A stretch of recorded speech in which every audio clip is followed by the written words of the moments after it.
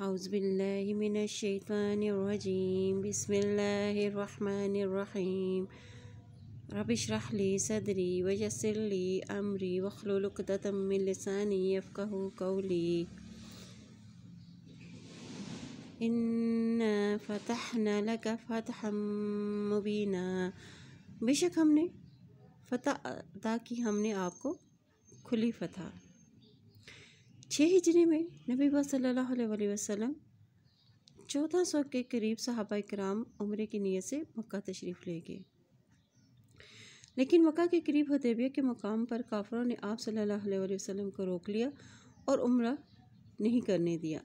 آپ نے حضرت عثمان رضی اللہ تعالیٰ عنہ کو اپنا نمائندہ بنا کر مکہ بھیجا تاکہ ان سے بات چیت کر کے مسلمانوں کو عمرے کی اجازت دے دیں، لیکن حضرت عثمان رضی اللہ تعالیٰ عنہ کے مکے جانے کے بعد ان کی شہادت کی افواہ پھیل گئی، جس پر آپ صلی اللہ علیہ وسلم نے صحابہ کرام سے حضرت عثمان رضی اللہ تعالیٰ عنہ کا بدلہ لینے کی بیعت لی، جو بیعت رضوان کہلاتی ہے۔ یہ افواہ غلط نکلی، تاہم کفار مکہ نے اجازت نہ دی اور مسلمانوں نے آئندہ سال کے وعدے پر واپسی کا ارادہ کر لیا اور وہیں اپنے سر منڈوا لیے اور قربانی کر لی، اور حدیبیہ سے مدینے آتے ہوئے راستے میں یہ صورت نازل ہوئی۔ نیز کفار سے اور بھی چند باتوں کا معاہدہ ہوا اور کفار کی شرائط پر ہی صلح کو بہتر سمجھا، اس لیے اس صلح کو فتح مبین سے تعبیر فرمایا، کیونکہ یہ صلح فتح مکہ کا پیش خیمہ ثابت ہوئی، اور اس کے 2 سال بعد ہی مسلمان مکے میں فاتحانہ طور پر داخل ہوئے، اور نبی پاک صلی اللہ علیہ وسلم نے اس صورت کی بابت فرمایا کہ آج کی رات مجھ پر وہ صورت نازل ہوئی جو مجھ پر دنیا و مافیہ سے زیادہ محبوب ہے۔ اور یہاں فتح مبینہ یعنی حقیقی فتح صلح حدیبیہ ہے۔ اسلام کثرت سے پھیلا، 10 سال تک جنگ بندی ہوئی اور مکہ کے بڑے سردار مسلمان ہو گئے۔ لیغفر لک اللہ ما تقدم من ذنبک وما تأخر ویتم نعمتہ علیک ویہدیک صراطا مستقیما، اور تاکہ درگزر فرمائے آپ کے لیے اللہ اور جو کچھ پہلے ہو چکا ہے آپ کے قصور میں سے اور جو بعد میں ہوا، اور پورا کرتے اپنی نعمت کو آپ پر، اور رہنمائی کریں آپ کی سیدھے راستے کی طرف۔ یعنی یہ فتح اس لیے دی گئی تاکہ لیغفر لک اللہ، تاکہ اللہ اگلے پچھلے گناہوں سے درگزر فرمائے،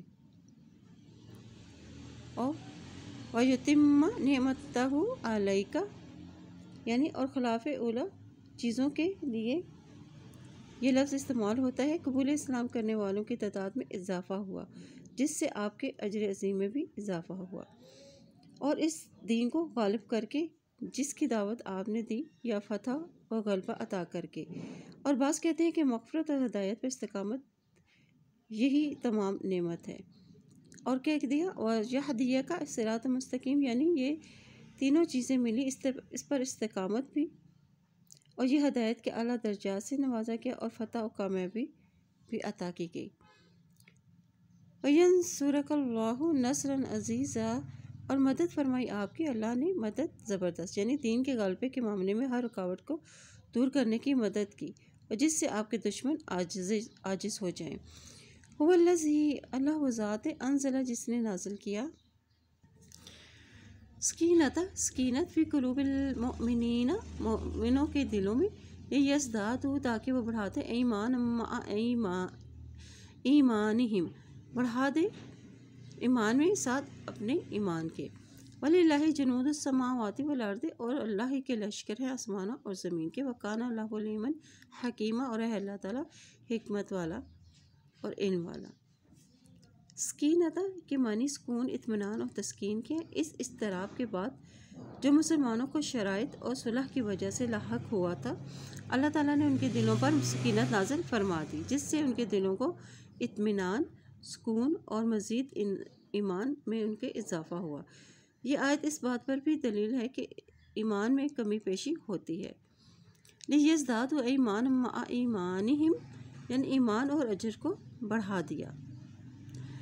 وَلِلَّهِ جُنُودُ السَّمَاوَاتِ وَالْأَرْضِ، یعنی اگر اللہ چاہے تو اپنے لشکر یعنی فرشتوں سے کفار کو ہلاک کروا دے، لیکن اس نے اپنی حکمت کے تحت ایسا نہیں کیا، بلکہ مومنوں کو قتال و جہاد کا حکم دیا۔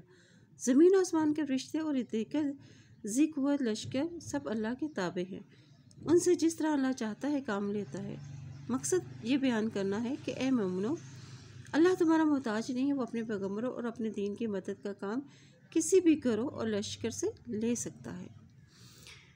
لِيُدْخِلَ الْمُؤْمِنِينَ وَالْمُؤْمِنَاتِ جَنَّاتٍ تَجْرِي مِن تَحْتِهَا الْأَنْهَارُ خَالِدِينَ فِيهَا وَيُكَفِّرَ عَنْهُمْ سَيِّئَاتِهِمْ وَكَانَ ذَلِكَ عِندَ اللَّهِ فَوْزًا عَظِيمًا۔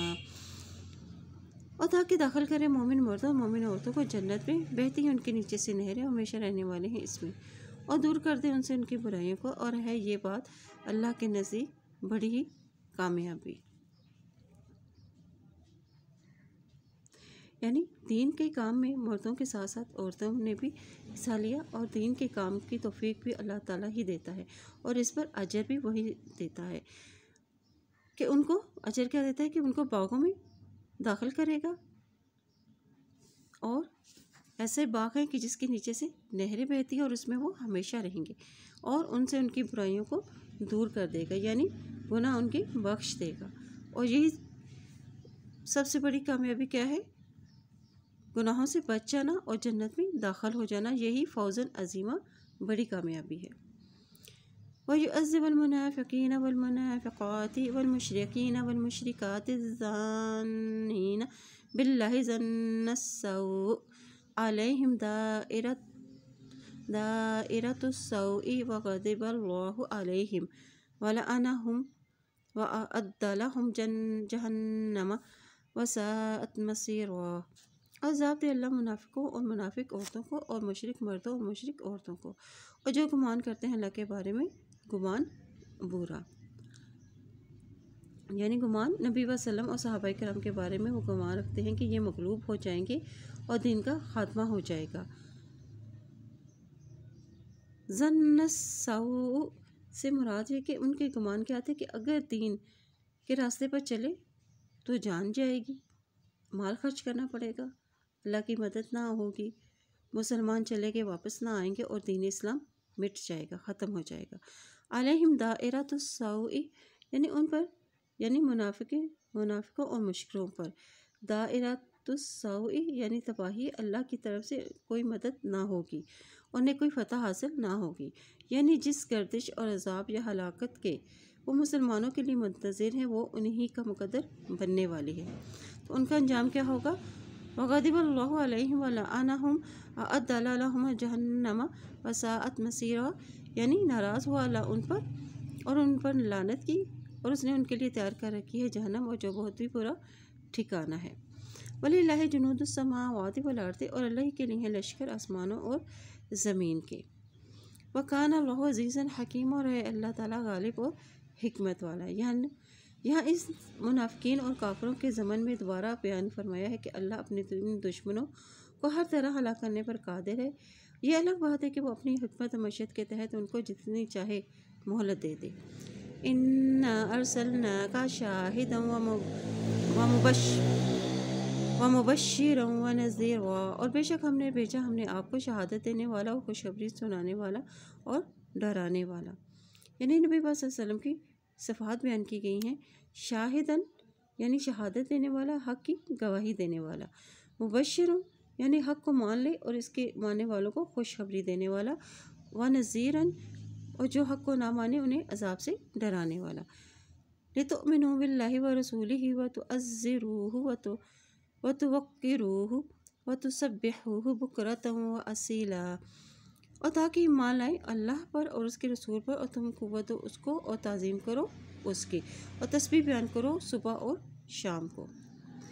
یعنی آپ کو بھیجنے کا مقصد ہے کہ تاکہ آپ اللہ اور اس کے رسولوں پر ایمان لاؤ تم، اور قوت دو اس کو اور تعظیم کرو اس کی، یعنی دین کے پھیلانے میں، آپ کے مشن میں آپ کا ساتھ دیں، اور آپ کی اطاعت کریں اور عزت اور احترام کریں، اور صبح شام اللہ کا ذکر بیان کریں۔ ان الذین یبایعونک انما یبایعون اللہ ید اللہ فوق ایدیہم فمن نکث فانما ینکث علی نفسہ ومن اوفی بما عاہد علیہ اللہ فسیؤتیہ اجرا عظیما، اور بے شک وہ لوگ جنہوں نے بیعت کی آپ سے بے شک وہ بیعت کر رہے ہیں اللہ سے، اور اللہ کا ہاتھ ہے ان کے اوپر، اور جو کوئی توڑ دے تو توڑتا ہے، تو بے شک وہ توڑتے ہیں اپنے ہی نفس پر، اور جو کوئی پورا کرے گا تو اس کو اس نے عہد کیا ہے اس پر اللہ سے، تو عنقریب وہ دے گا ان کو اجر عظیم، اجر عظیم۔ یعنی یہ بیعت دراصل اللہ ہی کی بیعت ہے، کیونکہ اسی نے جہاد کا بھی حکم دیا، اور اسی پر اجر بھی وہی عطا فرمائے گا۔ بیعت یعنی جو مسلمانوں نے باہم گروہوں میں کام کیا۔ ید اللہ فوق ایدیہم، یعنی اس سے بیعت رضوان مراد ہے، جو نبی صلی اللہ علیہ وسلم نے حضرت عثمان رضی اللہ تعالیٰ عنہ کی شہادت کی خبر سن کر ان کا انتقام لینے کے لیے حدیبیہ میں موجود 1400 مسلمانوں سے لی۔ فمن ناقص سے مراد بیعت کا توڑ دینا ہے، جو ایسا کرے گا فإنما ينقص علی نفسہ، یعنی جو عہد اور بیعت کو توڑے گا اور عہد کے مطابق لڑائی میں حصہ نہ لے گا، اور جو کوئی ایسا کرے گا تو اس کا وبال اسی پر ہی ہوگا۔ ومن اوفی بما عاہد علیہ اللہ فسیؤتیہ اجرا عظیما، یعنی جو اس بیعت کو یعنی جنگ اور جہاد اور اللہ اور اس کے رسول کی مدد کرے گا اور اس کے ساتھ ہو کر لڑے گا، اور یہاں تک کہ اللہ تعالیٰ مسلمانوں کو فتح اور غلبہ عطا فرما دے، تو ان کے لیے کیا ہے؟ اجرا عظیما، ان کے لیے عظیم اجر ہوگا۔ سیقولون لک، ان قریب کہیں گے آپ کو، محلفون من الاعراب شغلتنا اموالنا واہلنا فاستغفر لنا، پیچھے چھوڑے جانے والے اعراب میں سے مشغول کیا تھا ہم کو ہمارے مالوں نے اور ہمارے اہل و عیال نے، بس بخشش فرمائیے ہمارے لیے۔ یقولون بألسنتہم ما لیس فی قلوبہم، اور وہ کہتے تھے اپنی زبانوں کے ساتھ جو نہیں ان کے دلوں میں تھا۔ قل کہہ دیجئے فمن یملک لکم من اللہ شیئا، کہ کون مالک ہوگا تمہارے لیے اللہ سے کسی چیز کا، ان اراد بکم ضرا او اراد بکم نفعا، اگر اس نے ارادہ کیا تمہارے ساتھ نقصان کا یا اس نے ارادہ کیا تمہارے ساتھ نفع کا۔ بل کان اللہ بما تعملون خبیرا، بلکہ ہے اللہ تعالیٰ ساتھ اس کے جو تم عمل کرتے باخبر ہے۔ یعنی اس سے مدینہ کے اطراف کے آباد میں قبیلے مراد ہیں۔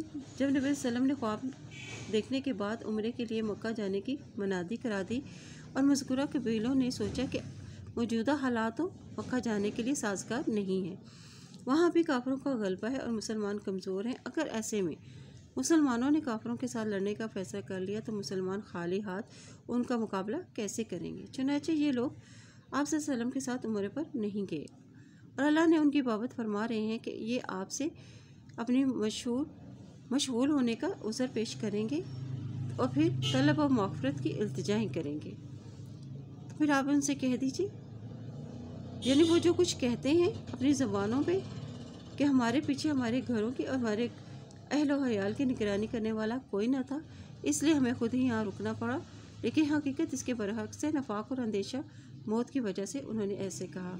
آپ صلی اللہ علیہ وسلم نے جواب دے دیجیے کہ اگر اللہ تمہارے مال ضائع کرنے اور تمہارے اہل کو ہلاک کرنے کا فیصلہ کر لے تو کیا تم میں سے کوئی اختیار رکھتا ہے کہ وہ اللہ کو ایسا کرنے دیں، یا تمہیں مدد پہنچے یا تمہیں مال غنیمت سے نوازے، تو کون اسے روک سکتا ہے؟ بل ظننتم ان لن ينقلب الرسول والمؤمنون الى اهليهم ابدا وزين ذلك في قلوبكم وظننتم ظن السوء وكنتم قوما بورا، بلکہ گمان کیا تم نے کہ ہرگز نہیں پلٹ کر آئیں گے رسول اور مومنین اپنے گھر والوں کی طرف کبھی بھی، اور خوبصورت بنا دی یہ بات تمہارے دلوں میں، اور گمان کیا تم نے گمان برا، اور تم ہو قوم ہلاک ہونے والی۔ یعنی یہی منافق اعرابی گمان کرتے تھے کہ اللہ اپنے رسول کی مدد نہ کرے گا۔ زینا یعنی برے گمان، جو ان کی بری سوچ کو ان کو خوبصورت بنا دیا کہ رسول اور مومنین اپنے گھر والوں کی طرف لوٹ کر نہ آئیں گے۔ وَكُنْتُمْ قَوْمًا بُورًا، یعنی یہ وہ لوگ ہیں جن کا مقدر ہلاکت ہے، اگر یہ دنیا میں یہ عذاب سے بچ بھی گئے تو آخرت میں نہ بچ سکیں گے۔ وَمَن لَّمْ يُؤْمِن بِاللَّهِ وَرَسُولِهِ فَإِنَّا أَعْتَدْنَا لِلْكَافِرِينَ سَعِيرًا، اور جو کوئی نہ ایمان لائے اللہ اور اس کے رسول پر تو بے شک ہم نے تیار کیا ہے کافروں کے لیے بھڑکتی ہوئی آگ کو۔ وَلِلَّهِ مُلْكُ السَّمَاوَاتِ وَالْأَرْضِ، اور اللہ ہی کے لیے ہے بادشاہت آسمانوں اور زمین کی۔ یغفر لمن یشاء، وہ بخش دے گا واسطے جس کو وہ چاہے گا، وَیُعَذِّبُ مَن یشاء، اور وہ عذاب دے گا جسے وہ چاہے گا۔ وَکَانَ اللَّهُ غَفُورًا رَحِیمًا، اور اللہ تعالیٰ غفور و رحیم، یعنی اگر وہ اپنے نفاق سے توبہ کر لیں تو اللہ انہیں معاف فرما دے گا، وہ تو ہے ہی بڑا بخشنے والا اور نہایت ہی مہربان۔ سَیَقُولُ الْمُخَلَّفُونَ، عنقریب وہ کہیں گے پیچھے چھوڑے جانے والے، یعنی وہ منافقین جو عمرے کے لیے ساتھ نہیں نکلے تھے، اِذَا انطَلَقْتُمْ إِلَىٰ مَغَانِمَ لِتَأْخُذُوهَا ذَرُونَا نَتَّبِعْكُمْ يُرِيدُونَ أَن يُبَدِّلُوا كَلَامَ اللَّهِ قُل لَّن تَتَّبِعُونَا كَذَٰلِكُمْ قَالَ اللَّهُ مِن قَبْلُ فَسَيَقُولُونَ بَلْ تَحْسُدُونَنَا بَلْ كَانُوا لَا يَفْقَهُونَ إِلَّا قَلِيلًا۔ عنقریب کہیں گے پیچھے چھوڑے جانے والے کہ جب چلو گے تم طرف غنیمتوں کے تاکہ تم اس کو حاصل کر لو، چھوڑ دو ہم کو، ہم بھی پیروی کریں گے تمہارے۔ وہ چاہتے تھے کہ وہ بدل ڈالیں اللہ کے کلام کو، اور کہہ دیجیے ہرگز نہیں تم پیروی کرو گے، اس طرح تمہیں فرمایا اللہ نے اس سے پہلے۔ اور بس عنقریب وہ کہیں گے بلکہ تم حسد کرتے ہو ہم سے، بلکہ نہیں وہ سمجھتے مگر بہت ہی کم۔ یعنی منافق جو عمرے میں ساتھ نہیں گئے تھے، اس میں غزوہ خیبر کا بھی ذکر ہے جس کی فتح کی نوید اللہ تعالیٰ نے صلح حدیبیہ میں دی تھی اور حدیبیہ کے مقام پر دی تھی۔ نیز اللہ نے یہ بھی فرمایا تھا کہ یہاں سے جتنا بھی مال غنیمت حاصل ہوگا وہ صرف حدیبیہ میں شریک ہونے والوں صحابہ کرام کا ہی حصہ ہوگا۔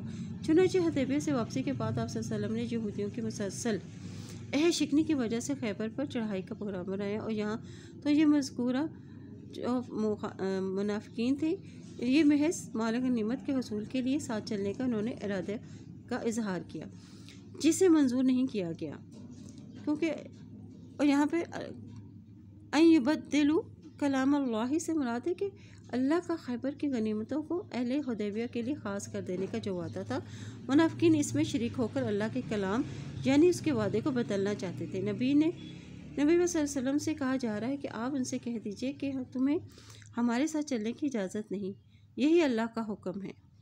تو پھر وہ کیا کہیں گے؟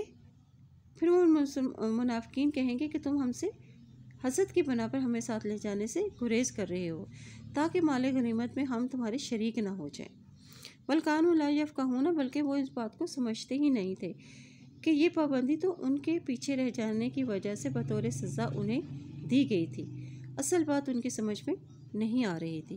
قل للمخلفین من الاعراب، کہہ دیجیے پیچھے رہ جانے والوں میں سے، اعرابیوں میں سے، ستدعون، عنقریب تمہیں بلایا جائے گا، الی قوم، طرف ایک قوم کے، اولی البأس شدید تقاتلونہم او یسلمون فإن تطیعوا یؤتکم اللہ اجرا حسنا وإن تتولوا كما توليتم من قبل يعذبكم عذابا علیما۔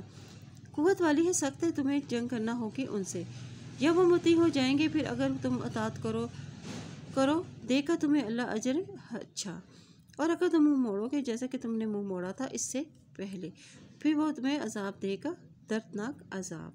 یعنی پیچھے رہ جانے والے اعرابیوں سے کہا گیا ہے کہ عنقریب ایک جنگجو قوم سے، یعنی قبائل عرب حوازن، ثقیف، جن سے حنین کے مقام پر مسلمانوں کی جنگ ہوئی، یا قوم بنو حنیفہ، اور بعض نے فارس اور روم کی مجوسیوں اور عیسائیوں سے مراد لی ہے۔ اس قوم سے مقابلے کے لیے تمہیں بلایا جائے گا، اگر وہ مسلمان نہ ہوئے تو تمہاری ان سے جنگ ہوگی، اگر تم خلوص دل سے مسلمانوں کے ساتھ مل کر لڑو گے تو پھر اللہ تعالیٰ تمہیں یؤتیکم اللہ اجرا حسنا، تو تمہیں اس کا اچھا اجر دے گا، یعنی دنیا میں تمہیں مال غنیمت عطا کرے گا، اور آخرت میں تمہارے پچھلے سارے گناہ کی مغفرت کر دے گا، اور تمہیں جنت میں عطا فرما دے گا۔ پھر اگر تم نے منہ موڑ لیا، جیسا کہ حدیبیہ کے مقام پر تم نے مسلمانوں کے ساتھ مکہ جانے سے گریز کیا، اس طرح اب تم جہاد سے بھاگو گے تو پھر اللہ تعالیٰ تمہیں دردناک عذاب تمہارے لیے تیار کر رکھا ہے۔ لیس علی الاعمى حرج ولا علی الاعرج حرج ولا علی المریض حرج ومن یطع اللہ ورسوله يدخله جنات تجري من تحتها الأنهار ومن يتولى يعذبه عذابا أليما۔ اور نہیں ہے اندھے پر کوئی گناہ، اور نہیں ہے لنگڑے پر کوئی گناہ، اور نہ ہی مریض پر کوئی گناہ، اور جو اطاعت کرے گا اللہ اور اس کے رسول کے وہ داخل کرے گا اس کو باغوں میں، بہتی ہیں اس کے نیچے سے نہریں، اور جو کوئی منہ پھیر لے گا تو وہ عذاب دے گا اس کو دردناک عذاب۔ اب جہاد میں نہ جانے کے لیے جو عذر پیش کیے جا سکتے ہیں ان کا ذکر ہے کہ بصارت سے محرومی اور لنگڑے پن کی وجہ سے چلنے پھرنے سے معذوری، یہ دونوں عذر تو لازمی ہیں۔ ان اصحاب عذر ان جیسے دیگر معذور کو جہاد سے مستثنیٰ قرار دے دیا گیا۔ حرج کے معنی گناہ کے ہیں، یعنی اس کے علاوہ اور بھی جو کوئی اگر بیماری ہیں تو جب تک وہ واقعی بیمار ہیں شرکت جہاد سے مستثنیٰ ہے، اور بیماری کے دور ہوتے ہی وہ حکم جہاد میں دوسرے مسلمانوں کے ساتھ شریک ہوں گے۔ اگر وہ ایسا کریں گے تو اللہ تعالیٰ انہیں انعام کے طور پر، جو اللہ اور اس کے رسول کے اطاعت کرے گا تو اللہ تعالیٰ انہیں باغوں میں، جنت کے باغوں میں داخل کرے گا۔ اگر وہ اس بات پہ نہیں مانیں گے، اپنی بات سے پھر جائیں گے، جہاد میں شرکت نہیں کریں گے، تو پھر اللہ تعالیٰ انہیں دردناک عذاب میں مبتلا کرے گا۔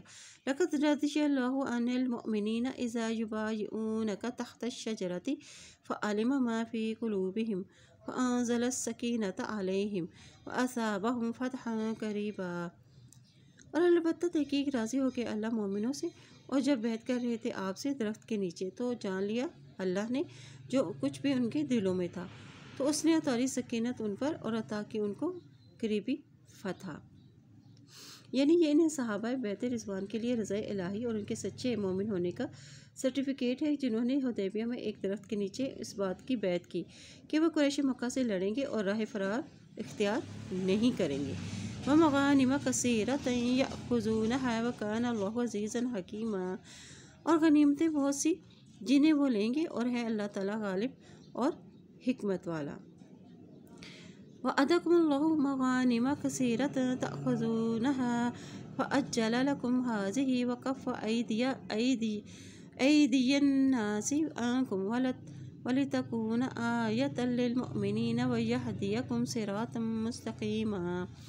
اور وعدہ کیا تم سے اللہ نے غنیمتوں کا بہت سی، تم لوگے ان کو، تو اس نے جلدی دی تمہارے لیے یہ اور روک دیا لوگوں کے ہاتھوں کو تم سے، اور تاکہ ہو جائے ایک نشانی مومنوں کے لیے، اور ہدایت بخشی تم کو سیدھے راستے کی طرف۔ یعنی یہ دیگر فتوحات کے نتیجے میں حاصل ہونے والی غنیمتوں کی خوشخبری ہے جو قیامت تک مسلمانوں کو حاصل ہونے والی ہے۔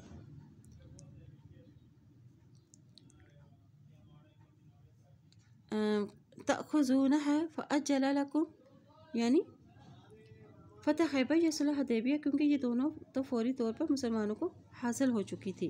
وَكَفَّ أَيْدِيَ النَّاسَ عَنكُمْ، یعنی حدیبیہ میں کافروں کے ہاتھوں اور خیبر میں یہودیوں کے ہاتھوں اللہ تعالیٰ نے روک دیے تھے، یعنی ان کے حوصلے پست کر دیے، اور اللہ نے ان کے حملے کو کامیاب نہ ہونے دیا۔ کیوں؟ لِتَكُونَ آیَةً لِّلْمُؤْمِنِينَ، تاکہ لوگ اس واقعے کو پڑھ کر اندازہ لگا لیں کہ اللہ قلیل تعداد کے باوجود بھی مسلمانوں کا محافظ اور دشمنوں پر انہیں غالب کرنے والا ہے، اور جو اللہ اور اس کے رسول کے اطاعت پر ثابت قدم رہتا ہے اللہ اس طرح ان کی مدد فرماتا ہے۔ وَأُخْرَىٰ لَكُمْ تَقْدِرُوا عَلَيْهَا قَدْ أَحَاطَ اللَّهُ بِهَا وَكَانَ اللَّهُ عَلَىٰ كُلِّ شَيْءٍ قَدِيرًا، اور دوسری چیز نہیں تم قادر اس پر تحقیق گھیر رکھا ہے اللہ نے اس کو، اور ہے اللہ تعالیٰ پر ہر چیز کے قدرت رکھنے والا۔ یعنی بعد میں یہ ہونے والی فتوحات اور ان سے حاصل ہونے والی غنیمتوں کی طرف اشارہ ہے۔ جس طرح چار دیواری کر کے کسی چیز کو اپنے قبضے میں لے لیا جاتا ہے، اسی طرح اللہ تعالیٰ نے ان فتوحات کو اپنے احاطہ اقتدار میں لے لیا ہے، یعنی وہ ابھی تمہاری فتوحات کا دائرہ وہاں تک وسیع نہیں ہوا جہاں، لیکن اللہ تعالیٰ نے انہیں تمہارے لیے اپنے قابو میں کیا ہوا ہے، وہ جب چاہے گا تمہیں اس پر غلبہ عطا فرما دے گا۔ وَلَوْ قَاتَلَكُمُ الَّذِينَ كَفَرُوا، اگر جنگ کرتے تم سے وہ لوگ جنہوں نے کفر کیا، لَوَلَّوُا الْأَدْبَارَ ثُمَّ لَا يَجِدُونَ وَلِيًّا وَلَا نَصِيرًا۔ لَوَلَّوُا الْأَدْبَارَ، اور البتہ پھیر لیتے پیچھے، ثم پھر لانا یجدونا وہ پاتے ولی ولا نصیرہ کوئی دوست اور نہ ہی کوئی مددگار۔ یعنی یہ حدیبیہ میں متوقع جنگ کے بارے میں کہا جا رہا ہے کہ اگر قریش مکہ صلح نہ کرتے بلکہ جنگ کا راستہ اختیار کر لیتے تو یہ پیٹ پھیر کر بھاگ کھڑے ہوتے، پھر ان کا کوئی مددگار نہ ہوتا۔ مطلب یہ کہ یہ وہاں ہم تمہاری مدد کرتے اور ہمارے مقابلے میں کسی کو ٹھہرنے کی بھی طاقت نہیں ہوتی۔ سنت اللہ التی قد خلت من قبل ولن تجد لسنت اللہ تبدیلا۔ اللہ کا طریقہ وہ جو تحقیق گزر چکا ہے، اس سے پہلے ہرگز نہیں تم پاؤ گے اللہ کے طریقے کو بدلنے والا۔ یعنی اللہ کی یہ سنت پہلے سے چلی آ رہی ہے کہ کفار اور ایمان کے درمیان فیصلہ کن مارکہ آرائی کا مرحلہ آتا ہے تو اللہ تعالیٰ اہل ایمان کی مدد فرماتے ہیں، جسے اسے سنت اللہ کے مطابق جیسے اللہ تعالیٰ نے بدر کے مقام میں مسلمانوں کی مدد فرمائی تھی۔ وَهُوَ الَّذِي كَفَّ أَيْدِيَهُمْ عَنكُمْ وَأَيْدِيَكُمْ عَنْهُمْ بِبَطْنِ مَكَّةَ مِن بَعْدِ أَنْ أَظْفَرَكُمْ عَلَيْهِمْ وَكَانَ اللَّهُ بِمَا تَعْمَلُونَ بَصِيرًا۔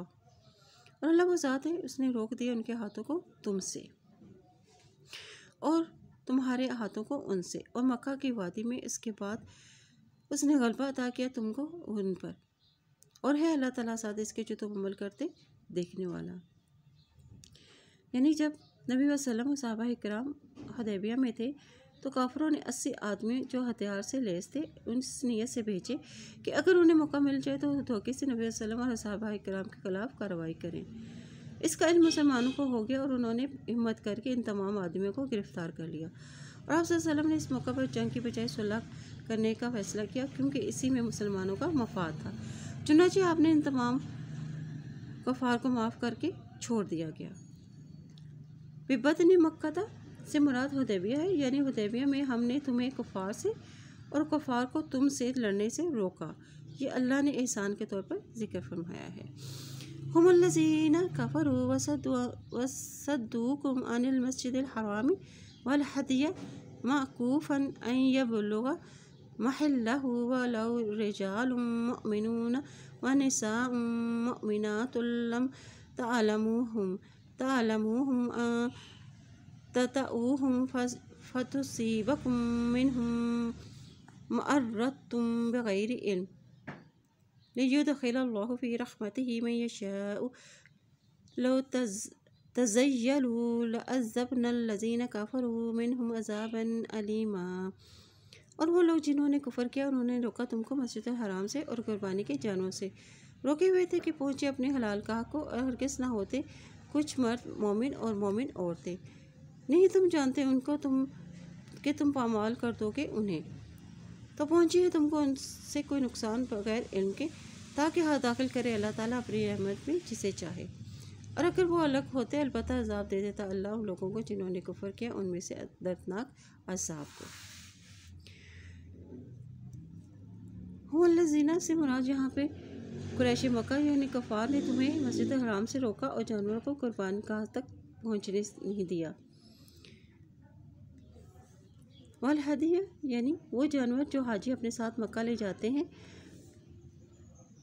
اور قربان گاہ یعنی محلہ یعنی حلال ہونے کی جگہ سے مراد وہ قربان گاہ جہاں ان جانوروں کو ذبح کیا جاتا ہے۔ معکوفاً سے مراد یہ جانور اس انتظار میں رکے ہوئے تھے کہ مکے میں داخل ہوں تاکہ انہیں ذبح کیا جائے، قربان کیا جائے۔ وَلَوْلَا رِجَالٌ مُؤْمِنُونَ وَنِسَاءٌ مُؤْمِنَاتٌ لَمْ تَعْلَمُوهُمْ یعنی مکہ میں وہ لوگ جو اپنا ایمان چھپائے ہوئے تھے، یعنی اگر جنگ ہو جاتی تو وہ مسلمان جو اپنا دین کو اپنے ایمان کو چھپائے ہوئے تھے تو اس جنگ کے نتیجے میں وہ بھی مارے جاتے۔ فَتُصِيبَكُم مِّنْهُم مَّعَرَّةٌ بِغَيْرِ عِلْمٍ یعنی پھر تمہیں اس بات کی تکلیف ہوتی، تمہیں دکھ ہوتا، اور پھر تمہیں اس بات پہ شرمندگی ہوتی کہ تم نے بے گناہ مسلمانوں کو مار ڈالا۔ یعنی جنگ نہ کرنے کی دوسری حکمت بھی بتا دی گئی، لِيُدْخِلَ اللَّهُ فِي رَحْمَتِهِ مَن يَشَاءُ۔ مکے میں بات وہ مسلمان جو اپنا ایمان چھپائے ہوئے تھے، اگر وہ مقابروں سے الگ رہائش پذیر ہوتے تو ہم تمہیں اہل مکہ سے لڑنے کی اجازت دے دیتے اور تمہارے ہاتھوں ان کا قتل کروا دیتے، اور اس طرح انہیں دردناک عذاب دے دیتے۔ عذاب علیم سے مراد یہاں قتل، قیدی بنانا اور قہر و غلبہ ہے۔ اذ جعل الذین کفروا فی قلوبہم الحمیۃ الجاہلیۃ فانزل اللہ سکینتہ علی رسولہ وعلی المؤمنین والزمہم کلمۃ التقوی وکان احق بها واہلھا وکان اللہ بکل شیء علیما۔ اور جب اٹھا دی ان لوگوں نے جنہوں نے کفر کیا اپنے دلوں میں حمیت یعنی غرور اور آر جہالیت کی، تو نازل کی اللہ تعالیٰ نے اپنی سکینت اپنے رسول پر اور مومنوں پر، اور پابند کر دیا ان کو تقوی کی بات کا، اور تھے وہ زیادہ حقدار اس پر اور اس کے اہل اس کے، اور ہے اللہ تعالیٰ ساتھ اس کے ہر چیز کا علم رکھنے والا۔ یعنی کفار کی اس حمیت جاہلیہ یعنی آر اور غرور سے مراد اہل مکہ کا مسلمانوں کو مکے میں داخل ہونے سے روکنا، اور انہوں نے کہا کہ انہوں نے ہمارے باپوں اور بیٹوں کو قتل کر دیا ہے، لات اور عزیٰ کی قسم ہم انہیں یہاں کبھی داخل نہ ہونے دیں گے۔ یعنی انہوں نے اپنی عزت و وقار کا مسئلہ بنا لیا تھا۔ اسی کو حمیت الجاہلیہ کہا گیا ہے۔ کوئی قریش کے اس جواب میں خطرہ تھا کہ مسلمانوں کے جذبات میں شدت آ جاتی جس سے دونوں کے درمیان جنگ چھڑ جاتی۔ اللہ نے مسلمانوں کے دلوں میں سکینت نازل فرما دی، یعنی پھر انہیں صبر و تحمل کی توفیق دے دی۔ اس حمیت جاہلیہ سے مراد قریش کا وہ رویہ ہے جو صلح کے لیے اور معاہدے کے وقت انہوں نے اختیار کیا تھا، اور یہ رویہ اور معاہدہ دونوں مسلمانوں کے لیے ناقابل برداشت تھا، لیکن انجام کے اعتبار سے چونکہ اس میں اسلام اور مسلمانوں کا مفاد تھا، اس لیے اللہ نے مسلمانوں کو نہایت ناگواری کے باوجود اسے قبول کرنے کا حوصلہ عطا فرمایا۔ یعنی نبی صلی اللہ علیہ وسلم نے قریش مکہ کے بھیجے ہوئے نمائندوں کی یہ بات قبول کر لی کہ اس سال مسلمان عمرے کے لیے مکہ نہیں جائیں گے۔ پھر آپ صلی اللہ علیہ وسلم نے حضرت علی کو معاہدہ لکھنے کا حکم دیا۔ انہوں نے آپ صلی اللہ علیہ وسلم کے حکم سے بسم اللہ الرحمن الرحیم لکھی۔ انہوں نے اس پر بھی اعتراض کیا کہ رحمان اور رحیم کو تو ہم نہیں جانتے، ہمارے ہاں جو لفظ استعمال ہوتا ہے یعنی بِاسْمِکَ اللہم یعنی اے اللہ تیرے نام سے لکھیے۔ چنانچہ آپ نے اسی طرح لکھوایا۔ یہ وہ دستاویزات ہیں جس پر محمد صلی اللہ علیہ وسلم نے اہل مکہ سے مصالحت کی تھی۔ پھر قریش کے نمائندوں نے کہا کہ اختلافات کی بنیاد تو آپ صلی اللہ علیہ وسلم کی رسالت ہے، اگر ہم آپ کو رسول مان لیں گے تو اس کے بعد جھگڑا ہی کیا رہ جائے گا۔ آپ صلی اللہ علیہ وسلم یا محمد رسول اللہ کی جگہ محمد بن عبداللہ لکھیں۔ چنانچہ آپ نے ایسا ہی لکھنے کا حکم دیا۔ یہ بات مسلمانوں کے لیے نہایت اشتعال انگیز صورتحال تھی۔ اگر اللہ ان پر سکینت نازل نہ فرماتا تو اسے کبھی بھی برداشت نہ کرتے۔ اس کے بعد معاہدے یا صلح نامے پر 3 باتیں لکھی گئی، یعنی نمبر 1 اہل مکہ میں سے جو مسلمان ہو کر آپ کے پاس آئے گا وہ اسے واپس کر دیں گے۔ نمبر 2 کہ جو مسلمان مکہ جائیں گے وہ انہیں واپس کرنے کے پابند نہ ہوں گے۔ اور نمبر 3 کہ مسلمان اگلے سال عمرے کی نیت سے آئیں گے اور یہاں 3 دن قیام کریں گے، لیکن انہیں ہتھیار ساتھ لانے کی اجازت نہ ہوگی۔ لَقَدْ صَدَقَ اللَّهُ رَسُولَهُ الرُّؤْيَا بِالْحَقِّ لَتَدْخُلُنَّ سچ کر دکھایا اللہ نے اور اس کے رسول نے خواب کو حق کے ساتھ، البتہ تم ضرور داخل ہوگے مسجد الحرام انشاءاللہ آمنین محلقین رؤوسکم ومقصرین لا تخافون فعلم ما لم تعلموا فجعل من دون ذلك فتحا قریبا۔ مسجد الحرام میں اگر اللہ نے چاہا امن کی حالت میں مڑواتے ہوئے اپنے سروں کو اور کترواتے ہوئے، اور نہیں تم ڈرو گے، وہ جانتا ہے اسے جو نہیں تم جانتے، تو اس نے کر دی اس کے علاوہ قریبی فتح۔ یعنی واقعہ حدیبیہ سے پہلے رسول اللہ صلی اللہ علیہ وسلم کو خواب میں مسلمانوں کے ساتھ بیت اللہ میں داخل ہو کر عمرہ کرتے ہوئے دکھایا گیا تھا، چنانچہ عمرے کی ادائیگی کے لیے عام منادی کرا دی گئی اور پھر چل پڑے۔ بالآخر حدیبیہ میں وہ صلح ہوئی اور اس خواب کی تعبیر اللہ تعالیٰ نے آئندہ سال پوری کی اور مسلمانوں نے نہایت امن کے ساتھ یہ عمرہ ادا کیا، اور اللہ نے اپنے پیغمبر کے خواب کو سچ کر دکھایا۔ فعلم ما لم تعلموا یعنی وہ جانتا تھا اسے جو نہیں تم جانتے تھے۔ یعنی اگر حدیبیہ کے مقام پر یہ صلح نہ ہوتی تو جنگ سے مکہ میں مقیم کمزور مسلمانوں کو نقصان پہنچتا۔ صلح کے ان فوائد کو اللہ ہی بہتر جانتا ہے۔ فتح قریباً سے مراد اس سے فتح خیبر بھی ہے اور فتح مکہ، اور اس کے علاوہ صلح کے نتیجے میں جو لوگ مسلمان ہوئے وہ بھی مراد ہیں، کیونکہ وہ بھی فتح کی ایک عظیم قسم تھی۔ صلح حدیبیہ کے موقع پر مسلمان کی تعداد 1500 تھی، لیکن اس کے 2 سال بعد جب مسلمان مکہ میں فاتحانہ طور پر داخل ہوئے تو ان کی تعداد تقریباً 10,000 ہو گئی۔